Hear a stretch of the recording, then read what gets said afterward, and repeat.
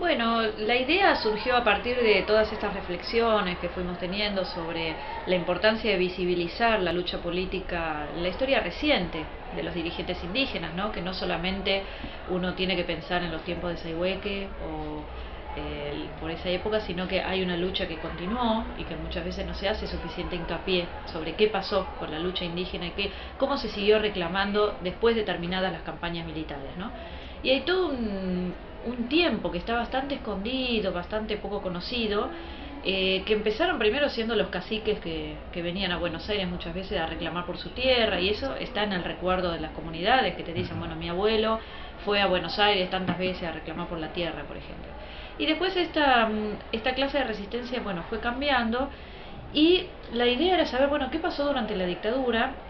cuando tantos argentinos fueron, digamos, víctimas de violencia política, que en algún punto nos pone, digamos, en la misma situación que esa violencia política que desde tanto tiempo antes venían sufriendo los indígenas, pero que se reconoce, digamos, como víctimas a cierto perfil, digamos, de víctima, ¿no? Desaparecidos, detenidos, exiliados, etcétera. Y entonces veníamos viendo que también hay desaparecidos, detenidos, exiliados dentro de las comunidades y de las organizaciones indígenas. Y bueno, yo hice un proyecto para CONICET, en realidad yo estoy trabajando desde el CONICET en este tema, y lo que sucedió este año es que bueno, el equipo de voluntariado que se acercó a ver si podíamos hacer algo con un apoyo del Ministerio de Educación, el programa de voluntariado del Ministerio, ver qué se podía hacer para visibilizar la cuestión de la política indígena y sus relaciones con el Estado Nacional. Entonces nos pareció interesante focalizarlo, como hay que centrar, para empezar, hay que empezar por algún lugar.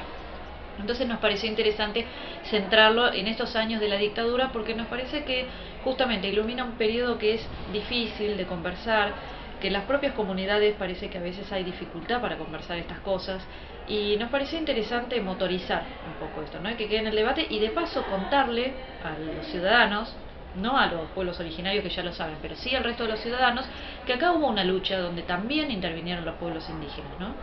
Que en realidad, bueno, también una vez con Alcida Ramos, que es una antropóloga brasileña, escribimos un artículo a medias. En este caso era sobre el tema de los conceptos de genocidio y cómo se aplicaban en Brasil y en Argentina, la dificultad para aplicarlo cuando se trata de pueblos originarios. Y lo que decíamos con Alcida es que estas organizaciones indígenas, al visibilizar su lucha y lo que ella decía, bueno, la tragedia de estos pueblos, no solamente hacían sus propios reclamos, sino que además enriquecen la política de todos. Es decir, nosotros tenemos ahora una constitución reformada que ya no tiene, desde el año 94, como vos lo contaste en un artículo hace poco, no solamente ya no tiene aquel precepto de cuidar la frontera y evangelizar a los indígenas, que así llegamos hasta finales del siglo XX con ese precepto, sino que además tiene otro artículo que reconoce la preexistencia, ¿no? Y el derecho a la consulta previa en los temas que los afecten, etcétera. Y ese artículo, como vos decías, no está ahí porque nadie les regaló este artículo, sino que fue el lobby que hicieron las propias organizaciones que en ese momento se mudaron a Santa Fe a golpear la puerta de la Asamblea Constituyente, y que fue por su lucha de muchos años que pudieron lograr este artículo. Bueno, este artículo lo tenemos todos ahora, no es solamente para los pueblos originarios y para beneficio ni de los que lucharon solamente, sino de todos los pueblos originarios, pero además enriquece la constitución de todos los argentinos. Por lo menos esa es mi idea política, ¿no? Que cuanto más justo es un país, mejor para todos, no solamente para los que van a dejar de ser víctimas, sino que es mejor para todos. Yo quiero que mis hijos vivan en un país más justo.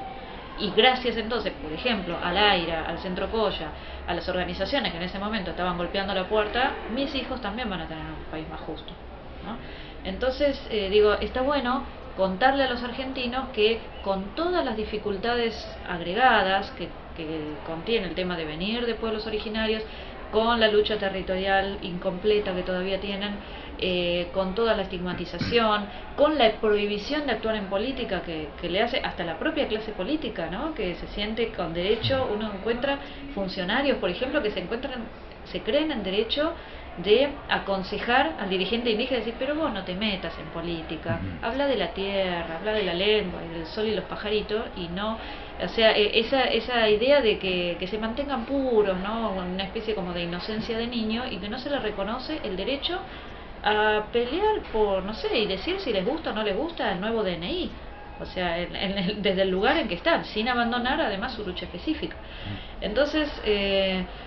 me pareció, bueno, nos pareció a los que estamos en el equipo de voluntariado que realmente era un hecho positivo y que nos hace bien a todos y que hace bien también dentro de las organizaciones, por lo menos así es lo que me ha llegado como crítica después, ¿no? Como crítica positiva, que está bueno sentarse a hablar de estas cosas, ¿no?